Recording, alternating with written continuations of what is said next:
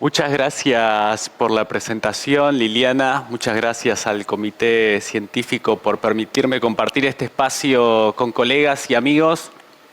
Efectivamente, en el contexto de esta sesión que habla de herramientas para el monitoreo de la actividad de la enfermedad y la respuesta al tratamiento, yo voy a hablar de la atrofia cerebral. Estos son mis conflictos de interés y esta es la agenda que yo voy a seguir. Fíjense que en donde me voy a enfocar son en aspectos que tienen que ver con cómo la entendemos a la atrofia cerebral, cuáles son los datos que hoy tenemos para la actividad de la atrofia cerebral como marcador de esa actividad de la enfermedad, los datos que nos importan relacionados a la respuesta al tratamiento, atrofia cerebral como marcador de respuesta al tratamiento, algunos aspectos clínicos y los 3 o 4 mensajes que a mí me interesaría compartir con ustedes para que los podamos trasladar al consultorio, para que desde el consultorio podamos tener el concepto de atrofia cerebral y poder llevarlo a nuestros pacientes. Voy a empezar con unos aspectos básicos de atrofia cerebral y estos son datos que en su momento hace no mucho los comunicó el grupo Magnims, que tienen que ver con los datos normatizados de la reducción del volumen cerebral en individuos sin enfermedades seguidos a lo largo de toda su vida. Fíjense que acá van desde los 16 años hasta los 90 años y cómo se va produciendo un cambio en el volumen cerebral a medida que va pasando el tiempo, tanto para el seguimiento a 1 año como para los 2 años, en secuencias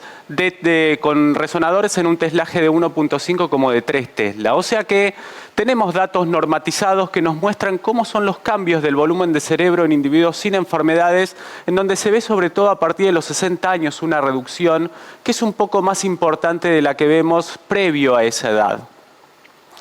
En esclerosis múltiple hoy nos sobra la evidencia que nos habla de la enfermedad como un fenómeno neurodegenerativo. Ese fenómeno neurodegenerativo produciendo una pérdida axonal no solo a medida que evoluciona la enfermedad, sino desde el comienzo de la enfermedad. Sin dudas que a medida que ya ha evolucionado la enfermedad, la pérdida axonal es mucho mayor, pero ese proceso de pérdida axonal se da desde el comienzo de la enfermedad. Y cuando trasladamos los datos normativos y los datos de pérdida del fenómeno degenerativo en esclerosis múltiple, caemos en estos datos que nos muestran un poco el proceso evolutivo específicamente en la enfermedad. Este es un ejemplo que suele utilizar mucho Nicola de Stefano, que termina siendo muy gráfico, en donde habla de cuál es el volumen de cerebro en individuos sin la enfermedad, en esclerosis múltiple, cómo se va perdiendo ese volumen cerebral y en el contexto de la esclerosis múltiple con actividad de la enfermedad traducida por recaídas o lesiones en la resonancia, todavía la pérdida de volumen cerebral es mayor. Cuando lo trasladamos a gráficos, a curvas que nos grafican esa pérdida de volumen cerebral, fíjense cómo acá en este caso se representan la cantidad de pacientes con esclerosis múltiple que van perdiendo volumen cerebral y la cantidad de volumen cerebral perdido a lo largo del tiempo es significativamente diferente con respecto a individuos que no tienen la enfermedad. O sea que hay una mayor pérdida de volumen cerebral en el contexto de esclerosis múltiple asociado al fenómeno degenerativo. En este gráfico de histogramas lo que se ve es cómo es esa distribución de pérdida de volumen cerebral en los pacientes con esclerosis múltiple, que está por encima del 0.4-0.5% por año, comparado con individuos que no tienen la enfermedad, en donde vamos viendo en esta curva normativa de pérdida de volumen cerebral algo que es significativamente menor a lo que vemos en esclerosis múltiple. De esa manera caemos en estos datos macros que nos hablan que en individuos sin la enfermedad la reducción del volumen de cerebro está en el orden del 0.1-0.3% por año, mientras que en pacientes con esclerosis múltiple esa reducción del volumen de cerebro supera el 0.3 y en algunos casos llegamos a ver una pérdida del 1 y hasta el 2% por año.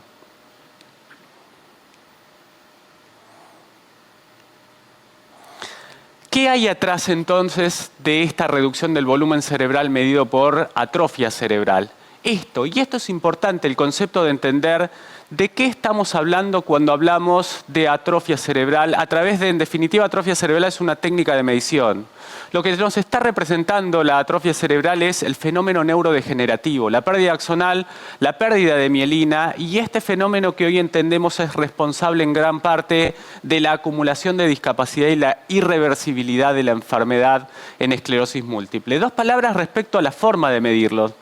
Las técnicas de medición han evolucionado muchísimo en los últimos años. Básicamente hoy las separamos en dos tipos de técnicas. Técnicas que lo que hacen es segmentan. Liliana las mencionaba muy bien, lo que hacen es extraen estructuras cerebrales y medimos volúmenes en esas estructuras, versus técnicas que lo que hacen es registrar y ver cómo van cambiando los volúmenes a lo largo del tiempo. Quizás las técnicas más precisas, hoy desde los ensayos clínicos, desde la práctica clínica, pasan por las técnicas de registro, esas técnicas que nos van mostrando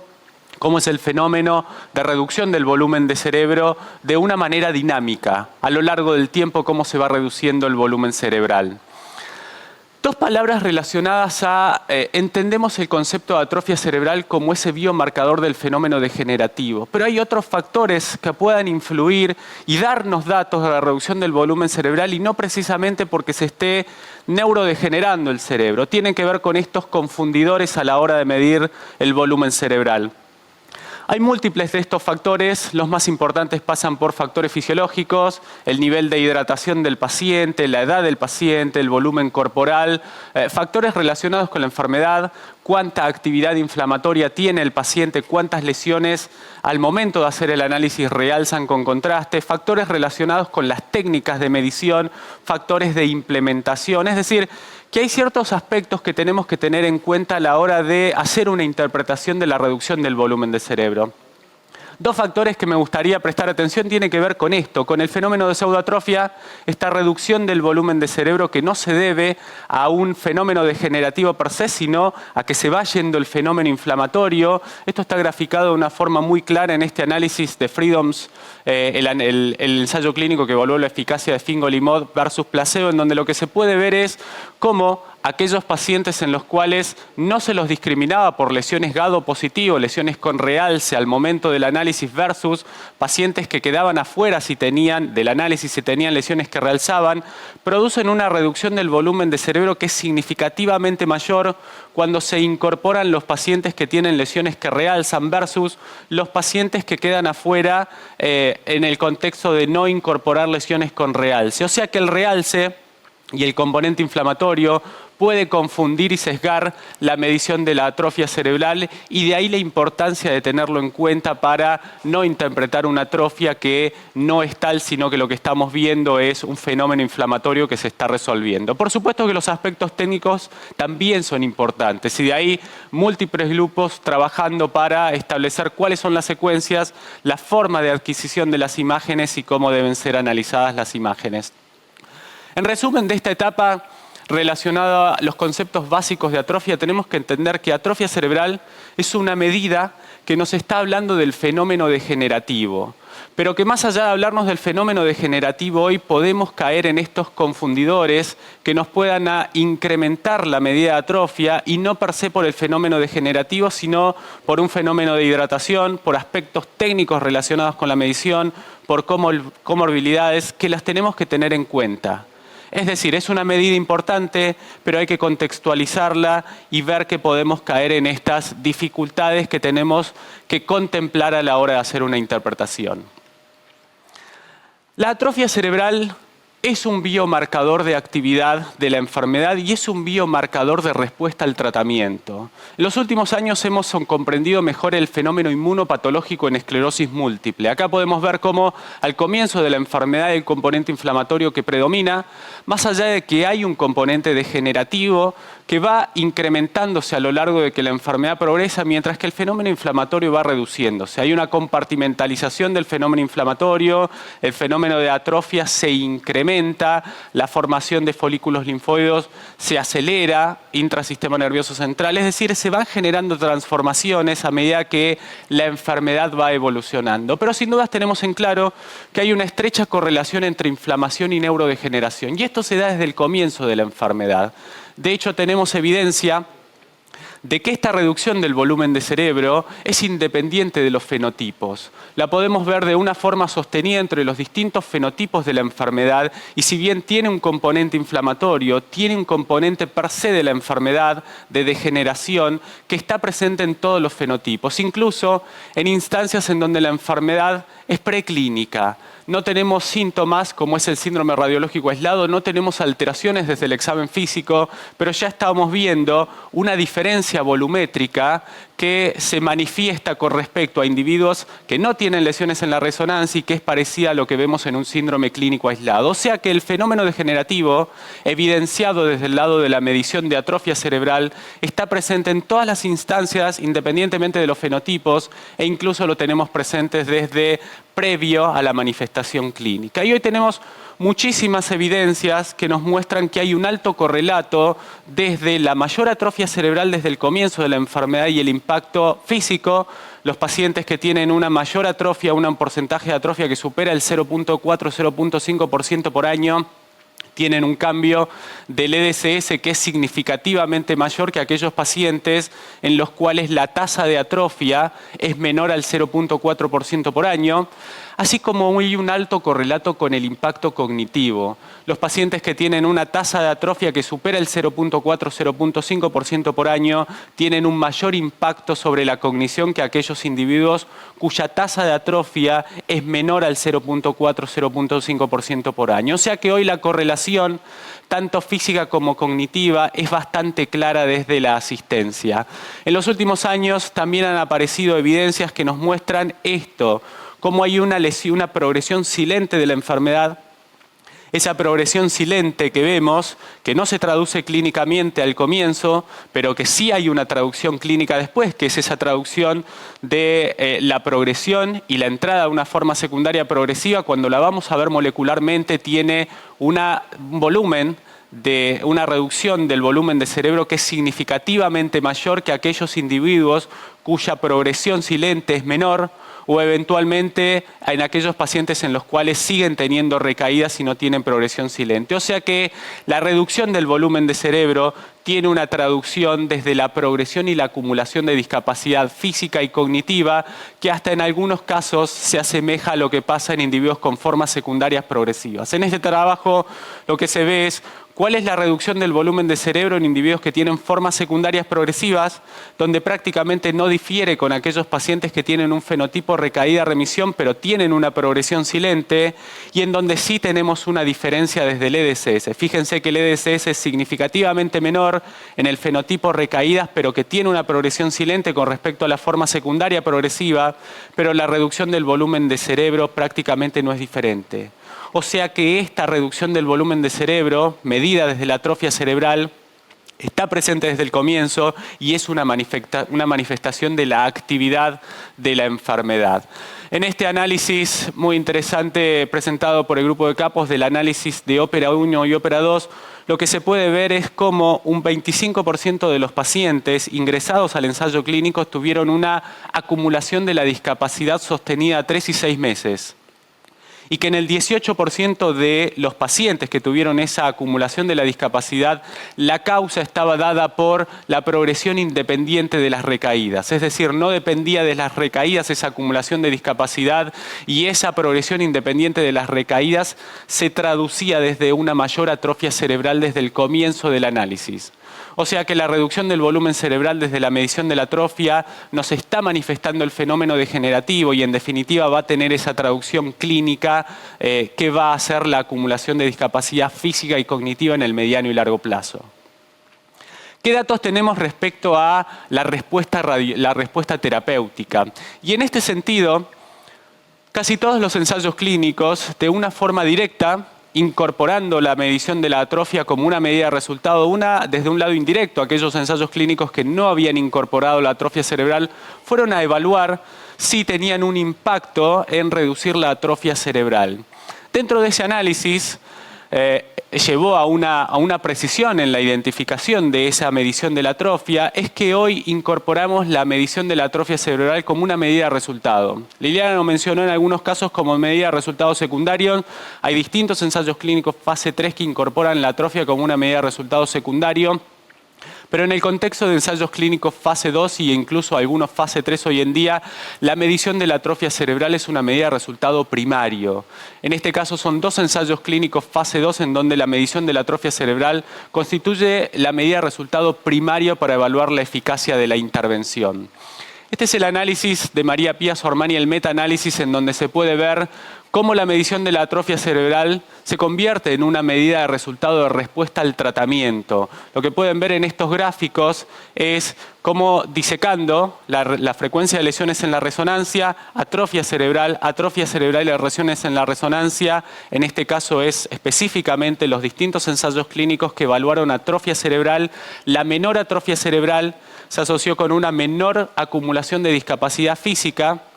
y aquellas intervenciones en las cuales, aquellos medicamentos en los cuales se reducía la atrofia cerebral con respecto a sus comparadores, el riesgo de progresar o acumular discapacidad física fue significativamente menor con respecto a sus comparadores.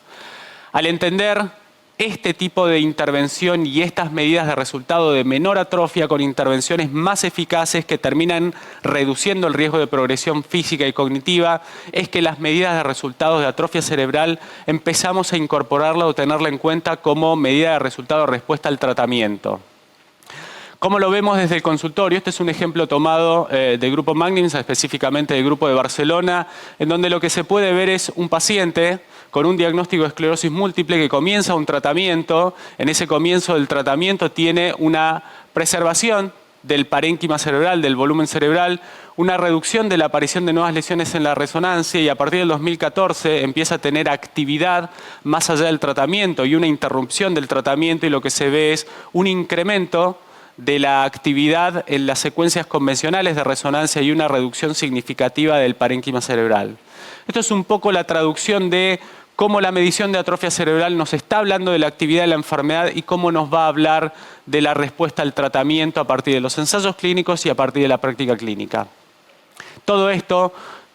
terminamos trasladándolo a esto. ¿Qué buscamos cada vez que iniciamos un tratamiento? No solamente tener los aspectos convencionales, no recaída, no lesiones en la resonancia, no progresión de la discapacidad, sino que empezamos a incorporar este concepto de NEDA 4. De que los pacientes tengan una reducción del volumen de cerebro que sea la que esperaríamos para un individuo sin la enfermedad, menor en lo posible a 0.3-0.2% por año, y hoy es lo que estamos evaluando a mediano y largo plazo en las distintas intervenciones, sobre todo las intervenciones de alta eficacia. ¿Cuál es esa reducción del volumen de cerebro llegando a 6, 7 y 10 años de los pacientes para complementar las medidas clásicas de lesiones en la resonancia, recaídas y progresión del EDCS? ¿Cuál es el futuro de atrofia cerebral en la práctica clínica o eventualmente en el contexto de ensayos clínicos? Sin duda es que una de las grandes deudas que tiene medición de atrofia cerebral pasa por esto, por el trasladar estos datos al paciente individual.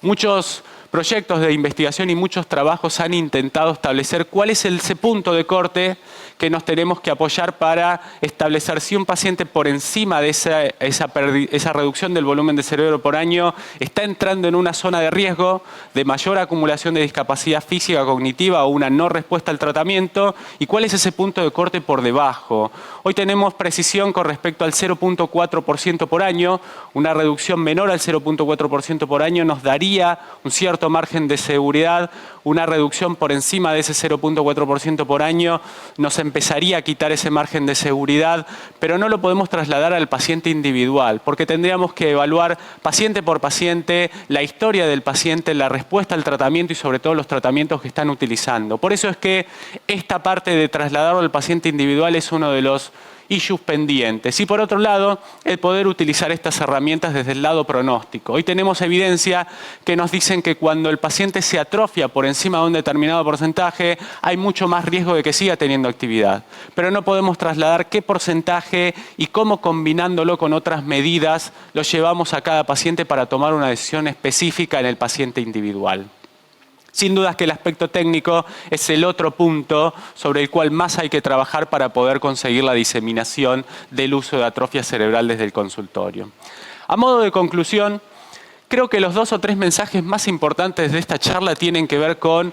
atrofia cerebral es una medida. Esa medida lo que nos está mostrando es la reducción, el fenómeno neurodegenerativo, la pérdida axonal junto con la pérdida de mielina, entendiendo que hoy ese componente es en gran parte responsable de la acumulación de discapacidad física y cognitiva irreversible en el paciente.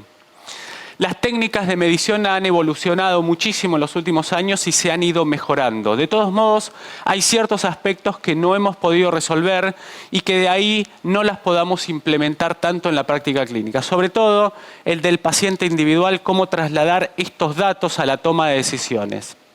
Más allá de esto, es importante entender que este aspecto del fenómeno neurodegenerativo lo tenemos que medir y lo tenemos que tener en cuenta a la hora de tomar decisiones desde el lado del tratamiento y desde el lado de la respuesta a los tratamientos. Sin dudas que vamos a tener un avance en los próximos años, vamos a incorporar de una forma más precisa estas medidas de resultados, pero no podemos dejar de medir el fenómeno degenerativo y hoy a través de atrofia cerebral es una de las técnicas más precisas para medir ese fenómeno. Gracias.